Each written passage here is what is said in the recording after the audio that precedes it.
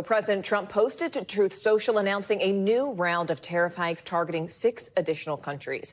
All of this comes just days after he sent similar letters to more than a dozen other countries outlining their higher reciprocal tariff rates if, in fact, they do not come to the table to negotiate.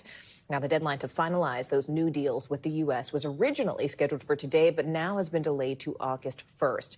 Here, following every piece of this breaking news, we have NBC News business and data correspondent Brain Cheung. Brian, who are the latest 6 countries? Yeah, these are relatively smaller trade partners with the United States, so no shade to these countries, but they're not that big in terms of the overall trade. We're talking about countries like Philippines, Moldova, Algeria, Iraq, Libya.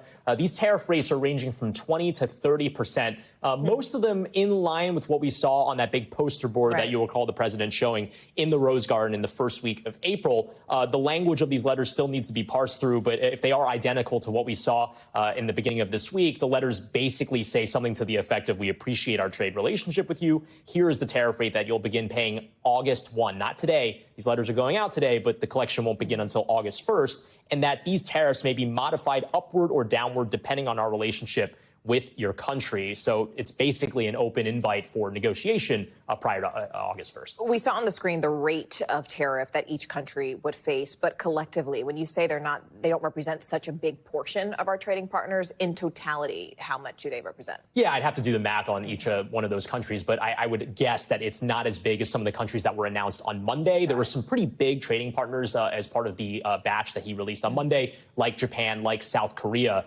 So yeah, certainly have to look at the numbers. But this, and by the way, these are not all of the countries either. Even after this more recent batch today, there are probably tens of countries that still would not have been accounted for, given the list that he published on the first week of April. Do we have a sense, any new data yet on American sentiment towards these tariffs? Not specifically towards the tariffs, but generally some of the polls that we've done here at NBC News has shown that the tariff policies from the president aren't necessarily all that popular. But when it comes to the overall economic data, we haven't necessarily seen the full bite of the tariffs impacting prices at the store. There are a few reasons for that. One might be that a lot of these companies that anticipated these tariffs coming, they just front ordered it before the tariffs took effect, and they've been stockpiling it in warehouses, so they didn't have to pass on those price increases. But it could also just be a function of a lot of these tariffs haven't been put in place. The only ones that really have been around for a prolonged period of time would have been the steel and aluminum tariffs put into place in March.